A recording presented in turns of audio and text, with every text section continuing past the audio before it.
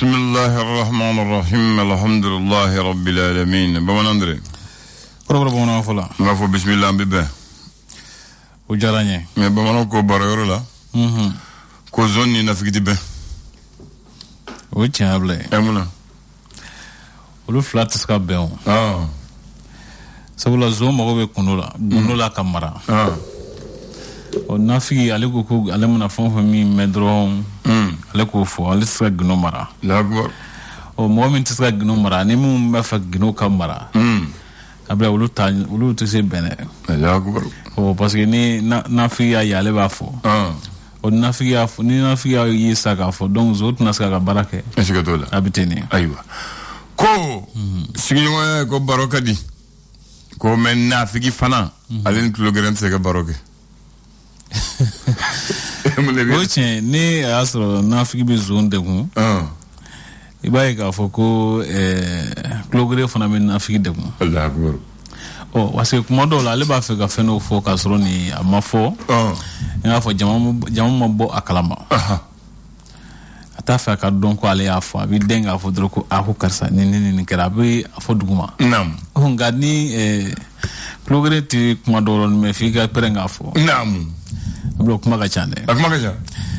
Ibaye nunu me mun fo dron. Adomoden la. Jenyoga la. Ibaye ka fo wasa je ka se ka fo kunle na ka se ka kelenye. Allah akbar. Na ka kunle na ni nyinen tawti kelenye. Aka gele baraka se ka ke. Tabarakallah. Na bi bara la nyongo fe. Fo ngane ka ke baraka nye.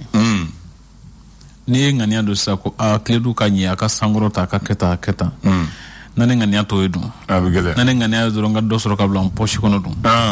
Ame bala. Di bala. O abitene fo mo ngane no kunle na ka ke kelenye. Naam. La yinu ka ke kelenye no kera. Jenyoga benye barabike. Tabarakallah. Ganna hakilo ti kelenye. Aka gela blay. Ayo. Amba ku jenu muye ko bara yoro la. Ko bara yoro la. Ya ko tugubanci ni kalabanci lu se ke ma barola. Oche. Nunu abina fo nunu bebe tiendon. Nga ubu nunu. Na ubu kala lo fili ko nunu ko krefe. Utafe ku clé.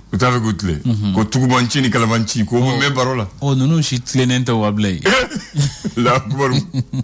Mo ko golone fla fo na me be sigila wablay. Olu be sigila olu be tamanyo yala. La akbar. Ete fe ki clé ne te fe kan clé. O ame be alaw. Ambala. Nante tiala. La akbar. Olo goni tugubanci ni kalabanci. Tugubanci kalabanci. Ale ba tugu gafe. Ni fele ba afli bila. Gavo comme ça ta kalama. O fa wele fli bina o shi tu clé o. Allah akbar. Be ba kina fulu ta kalama. O donc o me ga nyefo nyo. O me ga nyefo. Ko tugubanci ni kalabanci ko me barola. O lu me barola. Allah akbar. Bismillah. Aywa bi kalo clé tane sabaye me kalo do. Jumado do samba fla ni mugani fla. O fasiri ba o semene ke fasiri ke fo kuna amna la je frete folo mi. Nam. Kasika kuma ba folo ni do fo mo ko mo ka sika famel sura ko do la blay. Tabarakallah. Amba damani mali tribune baskara ka. Aywa. Est-ce que baskara tribune ga? Kle ko no meni nga mausa ga. Nga kema ka nyefo ya ka fo ko jibala mi ni o kunga nga sisi nga kaidu gumbe wule ko buti gise. Nam. Daru ni saka afoka nye buti giti. Oko sefo wore million bi woro ani duru koni filila jila. Sabula yinifo make soro fo ni ablanda. Tajiko siratikela ko tajiko gela kuma fori no kusubenga ko taji litri million nani jate ko dona Bamako kunungo. Nga ko idem ka barakelo do ablanda. O koni awotanta yola. 4 millions de litres de gasoil pour l'EDM. On dit que l'EDM consomme 1 million de litres par jour. Non, on se lance matam. On est client de. Ni million gelen do dongodo. Côté. Donc on est client ni. Aywa. Alaga nyumambo. O koni EDM tawdo nani yablay. Nam. Koroko angana hakiblala. Angana ngani sonja barka boya kula. Nam. Ko mura ko dugu mo ko ni bala ka bo pew ka bo dugu kono ablay ka sababu ke ba manche wala uci ali ni wati nuna yoro ko fole na ablay nam Le républicain est mouvant. Parti Sadi Nyamako Kulu Kumana, oui, Hakila Falafanoga, Nyafol Doke, Kunafondloye, Umar Marco, Mabirum no Yova, Uka Nyamaka, La Halauka, Mabirum no Yova, Mafo Flode, Mafo, Onga, Folendo Akafoku, Kuani Tondo Feka, Foku, Belajeka, Ulaben Kusigi, Netongo Kuga, Uluatim Nakula Bene Castro. Mimbe talike kalanso bami mbe ni furakelike ani kenya ko tableau waraw ne faculté de médecine dont stomatologie ku ka beaucoup tan sawana no très en promotion ka to dara professeur Alinu Diallo la Ablay jamana bi se ka yelema baw ke chumina ko sifina ka ba fe ka u ka buluma fra barodi jene ko male finitigi nani ko ni tura bamachia wala dawla république nga fola alagenula amina le sphinx ala sementia ka fo papa mambi kesta minali brema trekola ko a kekundi dron kasika sere jonjo mi mekula kuna fun chama me mo mi mbulu kasika ale mine ka dabo kumala ani mogo sigana mabam no be no ni olukanga mine ka olu bo kasola ni odoy Musa Jawara ani nomla limi fana be Karim Keita no fe ka le fana nomla lu fana boama oko akekunye ode we asimentia fana ka foko u ba fe ka Karim Keita kodugo koina ninga do ni belajele da Sphinx nyemo bakun Adama Darambe vraiment truc ko kelen nuna falona ka fo Reporters sans frontières mo hoye kuna fondo dika foko vraiment touré konen ni ma torola jamana ka kuna fon gunula kuna fon di su nyam ko fe dinga so ka ni ma toro mun hokum ko na ni turula no ese mo hoye ako gelam me kuna fondilo kambi ko ni asro kuna fondilo reka jogo nu tabulu de karaso bi ninga gelen la se umadu o nyini ngan tombi ar no fana wa ba ganje gan ndogo wa fuku do fo ayo akuma famuno ni jogo goni se yu musere mo jogo ni le so fa so ko fasiri asimentia ka foko mimbe talike taji chama kunduna bonko oko mino ni ukumena kure male camion sterni binani ani shekine do ablandan ko bora por la kuna krikana mbamako o ko fesa ko Yakuba Katile ni ali conseil économique social et culturel nyamko baye jonyo do dira uma so ke baraw ni chesiri mun balaka ke kunana abuyanda colonel Ashmi Goita Koro ablandan o même talike malika junyomba mi me wuli ko kudu mali senandura ci stratela ko ndura ci la banya blandura ci ni o do demi finalu o ko Bingan FC aleni julba seb na nyonso ina fastalu akera chuomina Senako tabulu la nyina ko jamana bina sefa wori milliard tanulon flan ko ni ke ka barado cementia wasa samya ka sika ke ko sawatile kena ko ministre Jaminatu Sangare ko ale fananye tamando ke katinya da anga kena so boko no hôpitalu l'indépendant kenyere ale kodi ko parti sadi nyam ko ajira ka foko oluti Dr Mamar ko rodo wako akademia fana tadon abe romina uluta do adembe atado nika jugni kaso de blay nika jugni kaso kuma ka chance de ay ngwa jugni kaso hali kuma ta kaso la sinkele aka donki bi o mo sanni okoni somo boye parti bi boye ma bi boye avocat bi na taifle ika kuma bi fo mais tunne idogole mati kuma fo oko jugni kaso aywa o ko fesa ko bamachia wolo ni juga wolo ka chan ko sube sayli jamano ko nanna sikatola o ko tonzigi do balaka ke wasa ka se ka fura soro ko nuna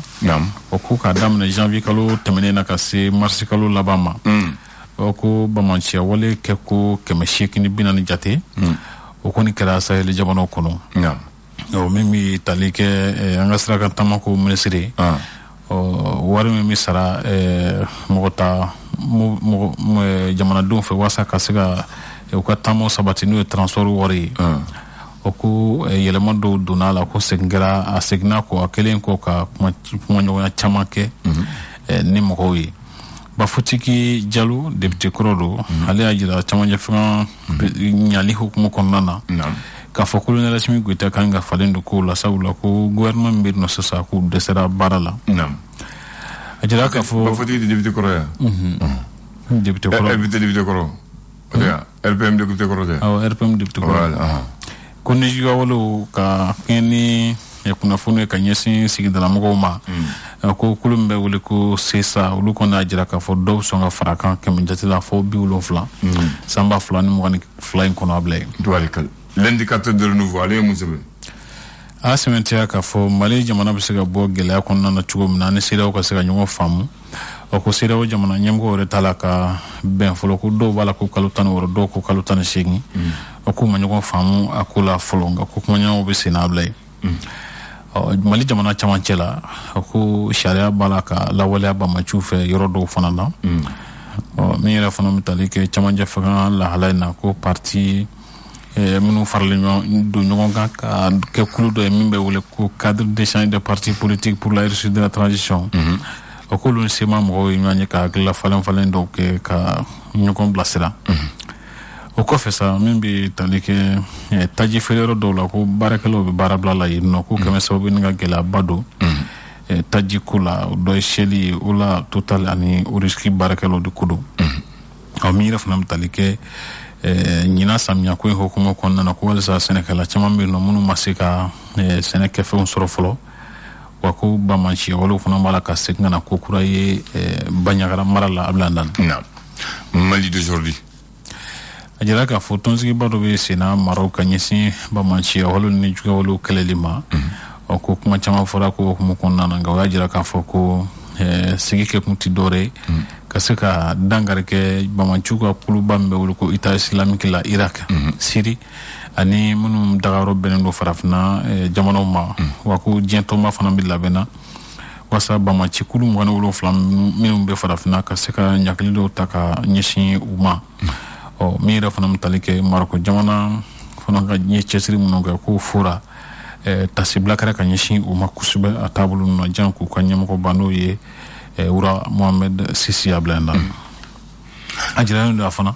k'a fɔ ko domaine la kalo saba fɔlɔ la ɲina san kɔnɔna na ko se fɔ wari miliyari 32 k'u sera ka olu kɔni sɔrɔ ka fara ɲɔgɔn kan a bila yen kaba kofa dunya broma ko lakɔli karamɔgɔ ni directrice ni kalanso ɲɛmɔgɔ fana tun selenge ko ale kɔni kantigɛlen yira a ka kalanso kɔnɔ a bila yen min tali kɛ nɛgɛla ni mari kɔni ɲɔgɔn cɛ kati cercle la ko binganikɛla dɔw kɔni ye sira da mɔgɔw ɲɛ ka moto taxi n k'a fɔ k'arakatanin bolila dɔ ale ni kɔni tora ko dafɛ k'u ye mɔgɔ caman fana bolofɛnw minɛ o la nafolo mugu min minɛ na k'a bɛ se miliyɔn 7 jate ma ani bolofɛn nafama caman minɛna ko senfɛ ko funankɛni dɔ san 14 kun bɛ kuranɛ kalanyɔrɔ école coranique dɔ la min bɛ tali kɛ ma ko fɔlen ko mobili kɔni ye a temps falajɛ ni tora la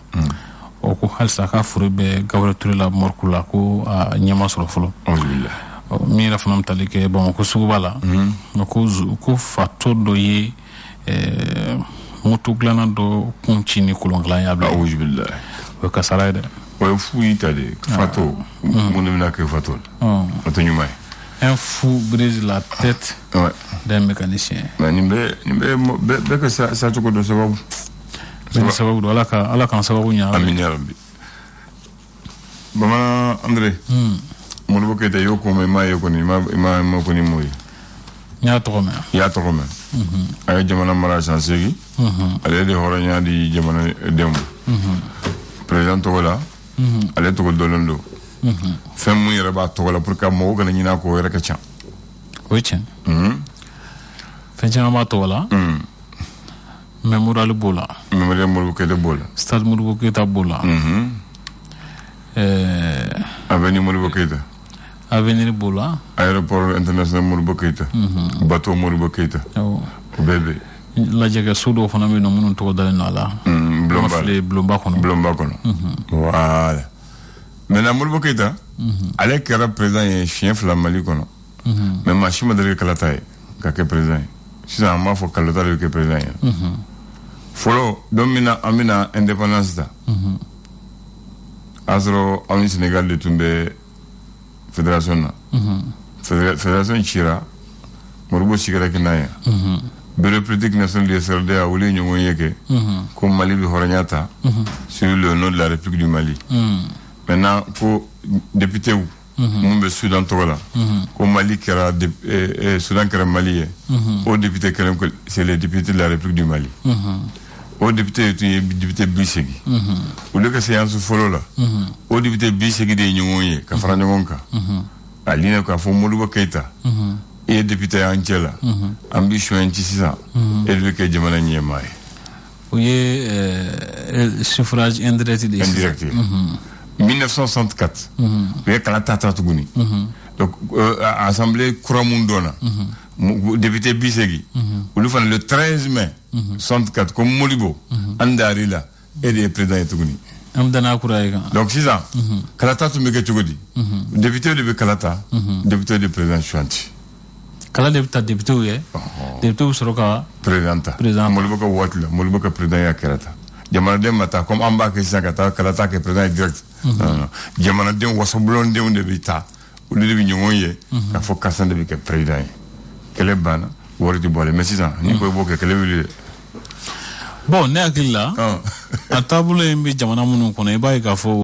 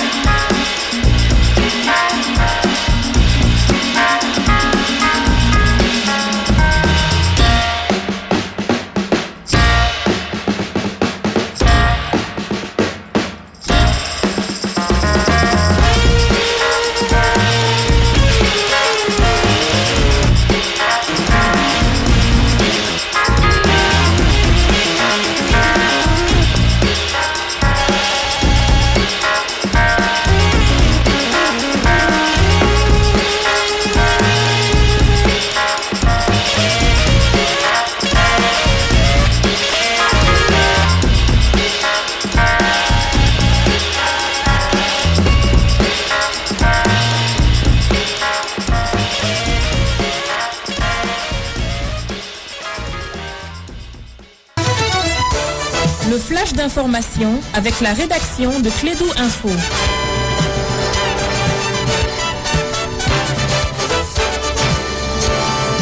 Bien, on donne la parole à ceux qui connaissent pour le flash de 9h, 9h01. Bienvenue. Bonjour Abdoulaye, bonjour à tous et bienvenue dans ce flash d'information vers un nouveau format de dialogue entre le Mali et la CEDEAO. C'est ce qui ressort des premiers contacts du facilitateur togolais.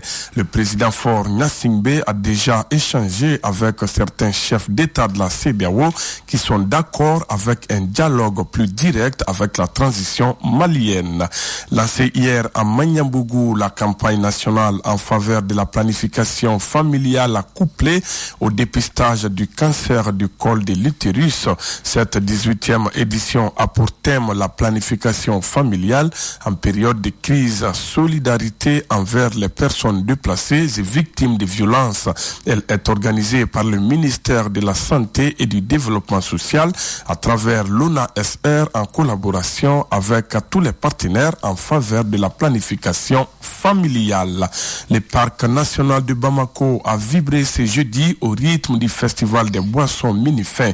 Cette première édition a vu la participation de plus de 100 exposants de boissons rafraîchissantes venus de partout au Mali. Ce festival qui vise à promouvoir la production de boissons locales durera 4 jours et est célébré sous les thème Célébrons le vivre ensemble. Actualité internationale à présent. En Guinée, l'organe législatif de la transition a adopté en session plénière mercredi 11 mai le chronogramme qui doit permettre le retour à l'ordre constitutionnel. C'était attendu, mais le vote a réservé une surprise. La durée de la transition a été revue à la baisse. Attaque terroriste dans le nord du Togo, l'inquiétude des populations. Les chocs et la consternation au Togo après l'attaque terroriste qui a fait 8 morts dans le nord du pays. Le 11 mai dernier, des hommes armés ont pris pour cible les postes de sécurité des Penkankandi dans les cantons de Kandjouaré à la frontière avec le Burkina Faso. Hors du continent, en Chine, un avion de la compagnie chinoise Tibet Airlines est sorti des pistes ce jeudi matin avant de prendre feu à l'aéroport international de Chongqing dans le sud-ouest du pays. L'incident n'a toutefois pas fait de mort. L'ensemble des 113 passagers et 9 membres d'équipage ont été évacués et mis en sûreté selon l'entreprise. Une quarantaine de personnes légèrement blessées ont toutefois été conduites à l'hôpital. Sport football, la 13e journée du championnat national de Ligue 1 a pris fin ce jeudi au stade Modibo Keïta. Opposé aux 11 créateurs de Nyarela, l'USFAS s'est imposé en assurant les services minimum 1-0. Dans la soirée, l'AS Blackstar a dominé l'ASCO 2-0. L'actualité sportive, c'est aussi les demi-finales de la 61e Coupe du Mali de football qui se joue ce week-end. Demain samedi, les Djoliba AC affrontent le Binga FC à 17h au stade Modibo Keïta. Le dimanche, la SRL affronte le stade malien. Ce sera également à 17h au stade Modibo Keïta. Voilà, c'est tout pour ces flashs d'informations présentés par Sekou Kone. Mise en onde Abdoulaye Andandité. Merci à vous de l'avoir suivi. L'info revient sur Clédou à 10h. Merci de l'avoir présenté. Excellente journée à toi et bonne prière à vous. Hôtel Gérant, clinique Gérant, la Djerba Kayero ta, wali appartement meublé au Gérant. Au Kanata ni rojan tukuni. Canal Plus Business d'abord à Audi Kama. Canal Plus Business, Tia Kayero sago sur l'ifre nogon télécola. Kata package basique, faut c'est VIP ma. Au yere de beau sago na chaîne sugandi, kauni kan catalogue gla anga chaîne bade banu nuchela. Wa au se kanga service tia mawera au diabo. Kata installation na faut kata se image sur l'en coma. Service après vente koni. Au be mon kono tukuni na mata auto sebe Canal Plus Business la kauka client on nimisi wasa.